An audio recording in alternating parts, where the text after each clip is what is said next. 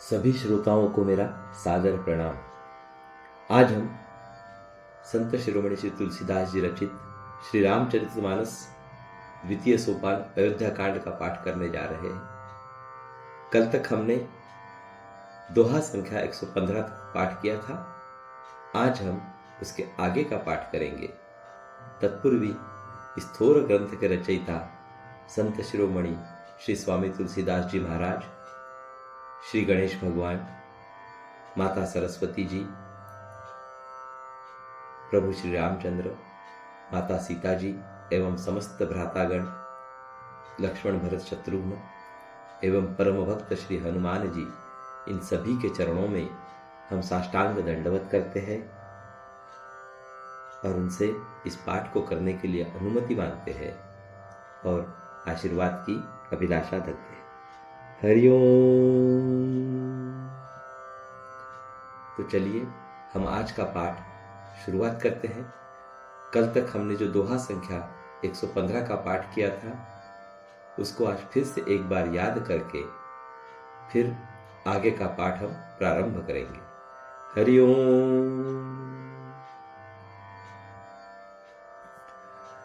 दोहा संख्या 115। जटा मुकुट सिसनी सुभग, ऊर भुज नयन विशाल रामा, सरद परब विधु बदन बर, लसत स्वेद कन जाल रामा। उनके सिरों पर सुंदर जटाओं के मुकुट है, वक्षस्थल भुजा और नेत्र विशाल है और शरद पूर्णिमा के चंद्रमा के समान सुंदर मुखों पर पसीने की बूंदों का समूह शोभित हो रहा है। बरनिन जाई मनोहर जोरी, शोभा बहुत थोरी मती मोरी, राम लखन सिय सुंदर ताही, सब चित वही चित मनमती लाई। उस मनोहर जोड़ी का वर्णन नहीं किया जा सकता क्योंकि शोभा बहुत अधिक है और मेरी बुद्धि थोड़ी है। श्री राम, लक्ष्मण और सीता जी की सुंदरता को सब लोग मन, चित्त और बुद्धि तीनों को लगाकर देख रहे हैं।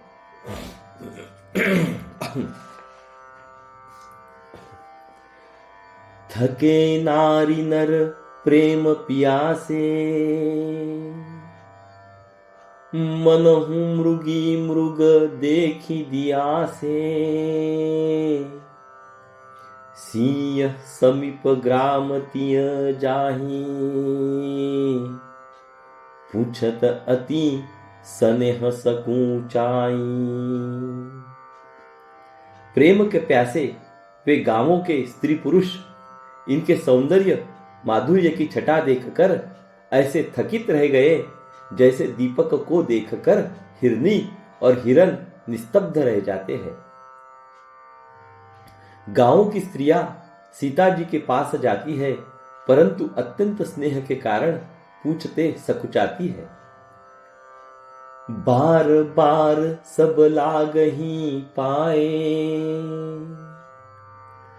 कहीं बचन मृदु सरल सुभाए, राजकुमारी विनय हम करही, तिय सुभाय कछु पूछत डरही। बार बार सब उनके पांव लगती और सहज ही सीधे साधे कोमल वचन कहती है, हे राजकुमारी, हम विनती करती यानी कि कुछ निवेदन करना चाहती है परंतु स्त्री स्वभाव के कारण कुछ पूछते हुए डरती है। स्वामिनी अभिनय क्षम भी हमारी, बिलगुन मानव जानी गंवारी, राजकुंवर दो सहज सलोने, इनते लही दुती मरकत सोने। हे स्वामिनी, हमारी ढिठाई क्षमा कीजिएगा और हमको गवारी जानकर बुरा न मानिएगा। ये दोनों राजकुमार स्वभाव से ही लावण्यमय यानी कि परम सुंदर है। मरकत मणि यानी कि पन्ने और सुवर्ण ने कांति इन्हीं से पाई है। अर्थात मरकत मणि में और स्वर्ण में जो हरित और स्वर्ण वर्ण की आभा है, वह इनकी हरिताभ नील और स्वर्ण कांति के एक कण के बराबर भी नहीं है। हरिओम। अभी हम यहाँ पे दोहा संख्या 116 का पाठ करेंगे। हरिओम। श्यामल गौर किशोर बर, सुंदर सुषमा ऐन रामा, सरद सरबरी नाथ मुखु, सरद सरोरुह नैन रामा। श्याम और गौर वर्ण है, सुंदर किशोर अवस्था है, दोनों ही परम सुंदर और शोभा के धाम है। शरद पूर्णिमा के चंद्रमा के समान इनके मुख और शरद ऋतु के कमल के समान इनके नेत्र है। हरिओम। कोटि मनोज लजाव निहारे, सुमुखी कहु को आही तुम्हारे, सुनी स्नेहमय मंजुल बानी, सकुची सिय मन महु मुस्कानी। हे सुमुखी, कहो तो अपनी सुंदरता से करोड़ों कामदेवों को लजाने वाले ये तुम्हारे कौन हैं? उनकी ऐसी प्रेममयी सुंदर वाणी सुनकर सीता जी सकुचा गई और मन ही मन मुस्कुराई। तिन्हि बिलो की बिलोकती धरनी, दुहु सकोच सकुचती बर बरनी, सकुचि सप्रेम बाल मृग नयनी, बोली मधुर बचन पिक बयनी। उत्तम यानी कि गौर वर्ण वाली सीता जी उनको देखकर संकोचवश यानी पृथ्वी की ओर देखती है। वे दोनों ओर के संकोच से सकुचा रही है। अर्थात न बताने में ग्राम की स्त्रियों को दुख होने का संकोच है और न बताने में लज्जारूप संकोच। हिरण के बच्चे के सदृश नेत्र वाली और कोकिल की सी वाणी वाली सीता जी सकुचाकर प्रेम सहित मधुर वचन बोली। सहज सुभाय सुभगतन गोरे, नामु लखनु लघु देवर मोरे, बहुरी बदनु विधु अंचल ढाकी, पियतन चितई भौर भौह करी बाकी।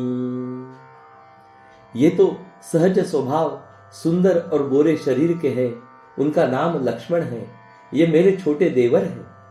फिर सीता जी ने लज्जावश अपने चंद्रमुख को आंचल से ढककर और प्रियतम यानी कि श्री राम जी की ओर निहार कर भौहें टेढ़ी करके, खंजन मंजू तिरछे नयननी, निज पति कहेहु तिन्हि सिय शयननी, भई मुदीत सब ग्राम बधूटी, रंग कन्हराय राशि जनु लूटी। खंजन पक्षी के से सुंदर नेत्रों को तिरछा करके सीता जी ने इशारे से उन्हें कहा कि ये यानी कि श्री रामचंद्र जी मेरे पति है। यह जानकर गांव की सब युवती स्त्रियां इस प्रकार आनंदित हुई मानो कंगालों ने धन की राशियां लूट ली हो। हरिओम। अभी हम यहाँ पे दोहा संख्या 117 का पाठ करेंगे। हरिओम।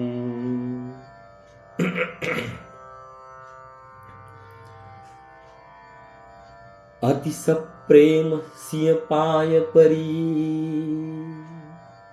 बहु विधि देहि असीस रामा। सदा सुहागिनी होहु तुम जब, लगी मही अही शीस रामा। वे अत्यंत प्रेम से सीता जी के पैरों पड़कर बहुत प्रकार से आशीष देती है, यानी कि शुभ कामना करती है कि जब तक शेष जी के सिर पर पृथ्वी रहे तब तक तुम सदा सुहागिनी बनी रहो। पार्वती सम पति प्रिय होहु, देवी न हम पर छाड़ब छोहू। पुनि पुनि विनय करिय कर जोरी, जऊ एही मार्ग फिरिह बहोरी। और पार्वती जी के समान अपने पति की प्यारी हो। हे देवी, हम पर कृपा न छोड़ना, यानी कि बनाए रखना। हम बार बार हाथ जोड़कर विनती करती है, जिसमें आप फिर इसी रास्ते लौटे। दर्शनु देव जानी निज दासी, लखी सिंह सब प्रेम पियासी। मधुर बचन कहीं कहीं परी तोषी, जन कुमुदिनी कौमुदी पोषी। और हमें अपनी दासी जानकर दर्शन दे। सीता जी ने उन सब को प्रेम की प्यासी देखा और मधुर वचन कहकर उनका भली भांति संतोष किया, मानो चांदनी ने कुमुदिनियों को खिलाकर पुष्ट कर दिया हो।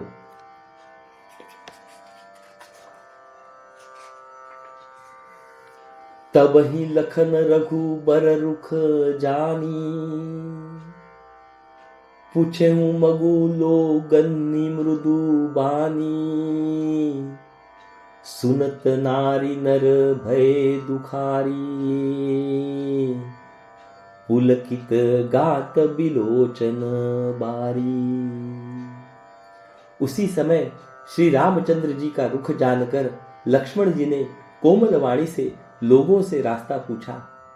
यह सुनते ही स्त्री पुरुष दुखी हो गए, उनके शरीर पुलकित हो गए और नेत्रों में वियोग की संभावना से प्रेम का जल भर आया।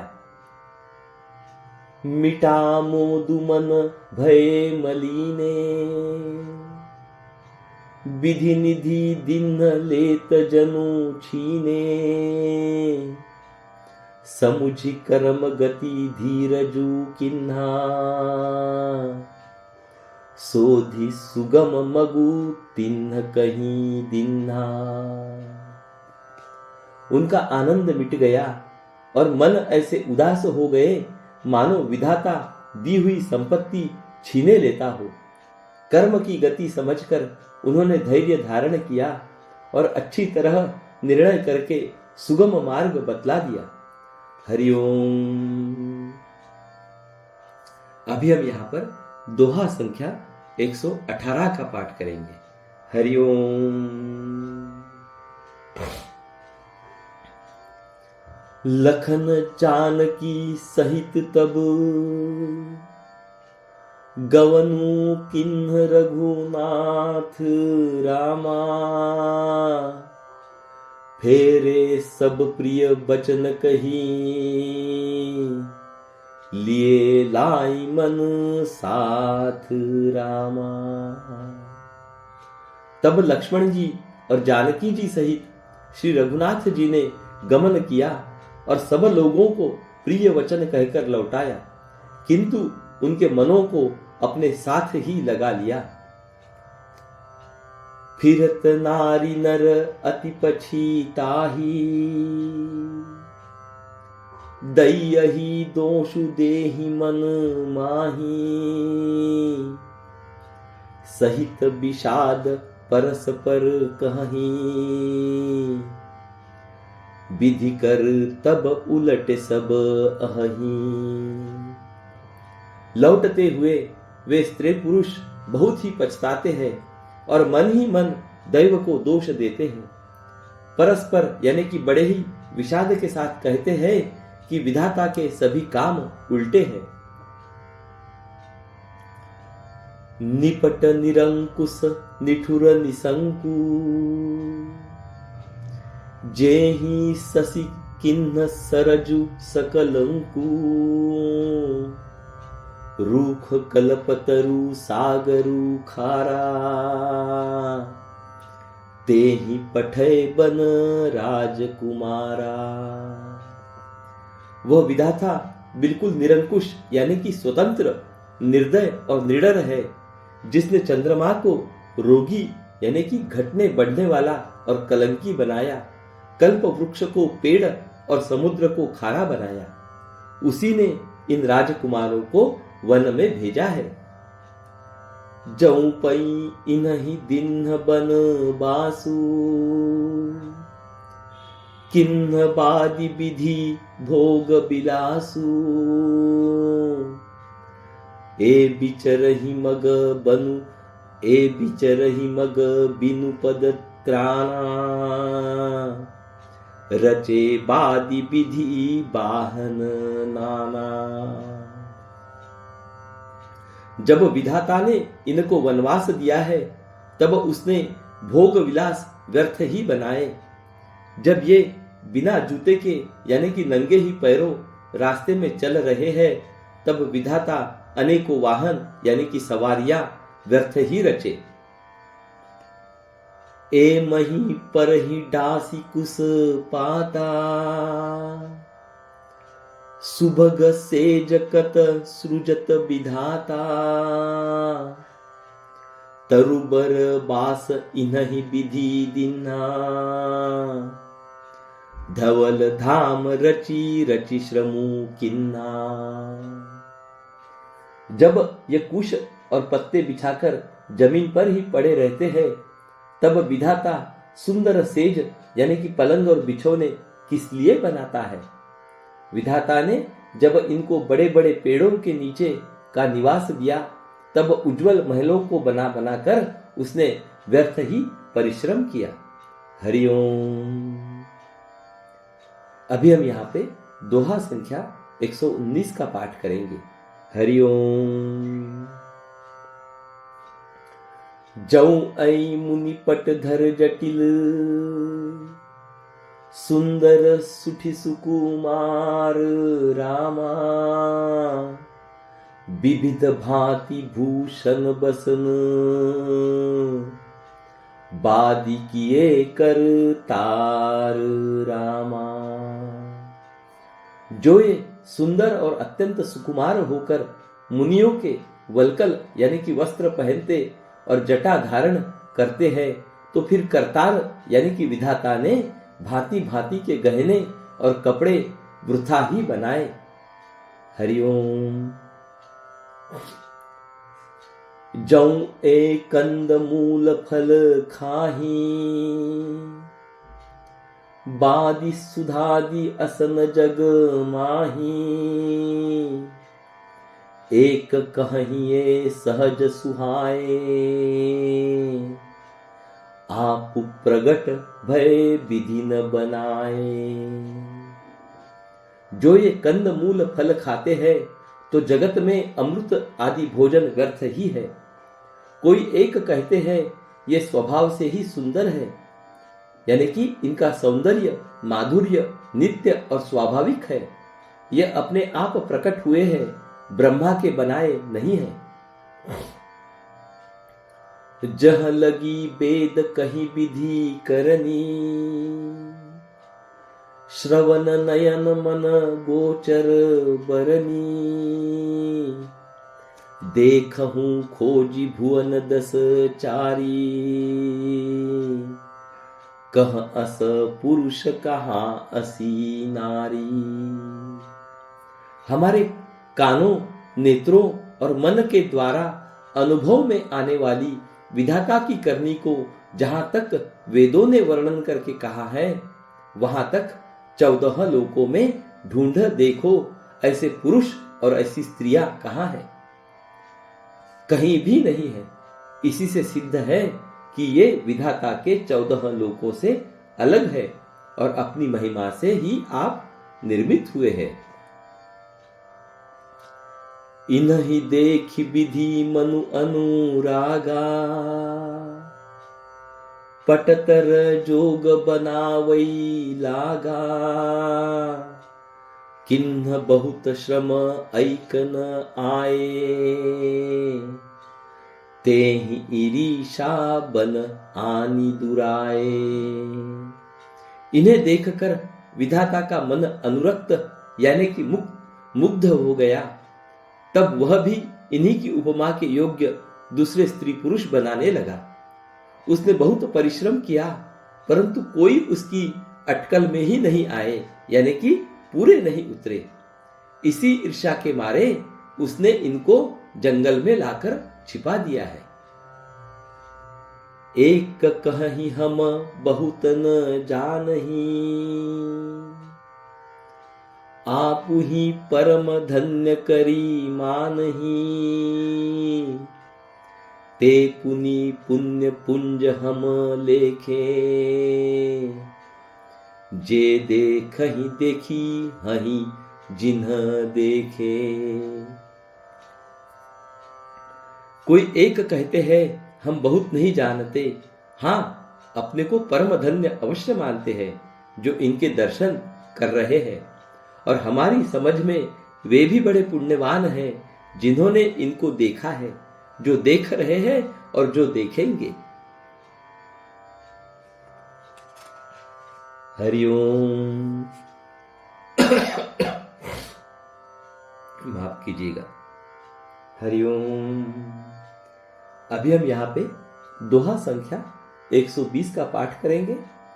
तत्उपरांत हम रोज की तरह श्री रामायण जी की आरती का गायन करेंगे और वहीं पे अपनी वाणी को विराम देंगे। हरिओम। एहि विधि कहीं कहीं बचन, प्रिय लेहि नयन भरी नीर रामा, किमि चली हहि मार्ग अगम, सुठी सुकुमार शरीर रामा।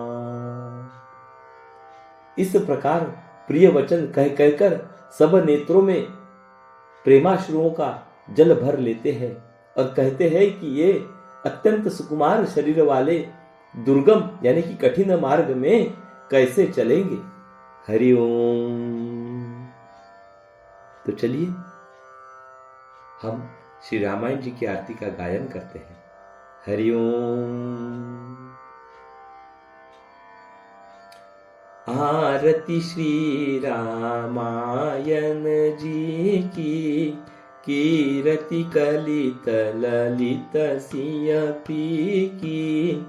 आरती श्री रामायण जी की, गावत ब्रह्मादिक मुनि नारद, वाल्मीकि भी ज्ञान विशारद, सुक सनकादि शेष अरु सारद, बरनि पवन सुत कीर्तिनी की। आरती श्री रामायण जी की, कीरति कलित ललित सिय पी की। आरती श्री रामायण जी की, गावत वेद पुराण अष्टदश, छहो शास्त्र सब ग्रंथन को रस। मुनि जन धन संतन को सर्वस, सार अंश सम्मत सब ही की।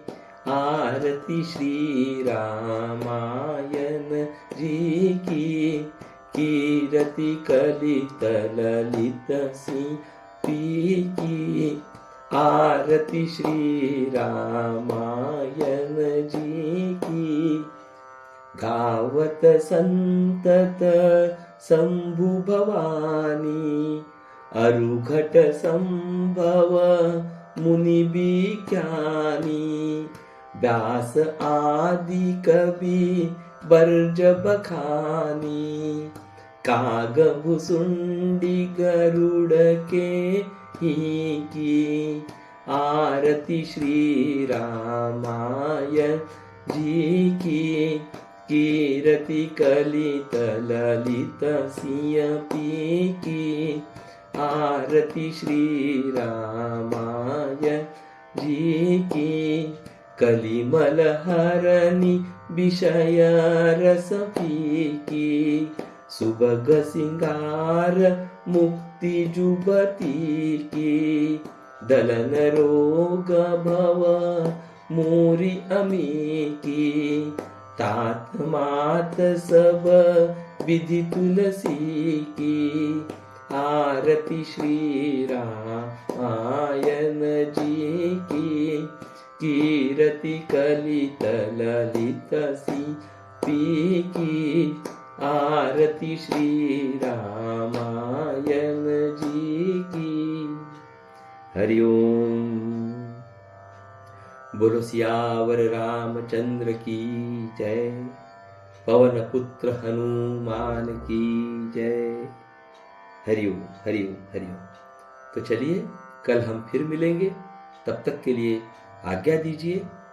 नमस्कार। हरि ओम, हरि ओम, हरि ओम, हरि ओम, हरि ओम।